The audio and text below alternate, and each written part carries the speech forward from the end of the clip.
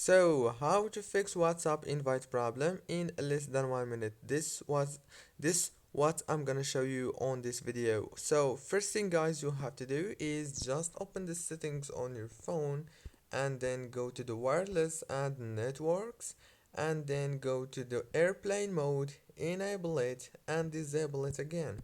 Go back to the apps manager this time, go to the apps and then go to the WhatsApp app. This is the app informations page. Click here on this for stop. Now it should be working for you. If it's not, then you have last chance to try. Go to Play Store on your phone or your Android phone. You will find App Store.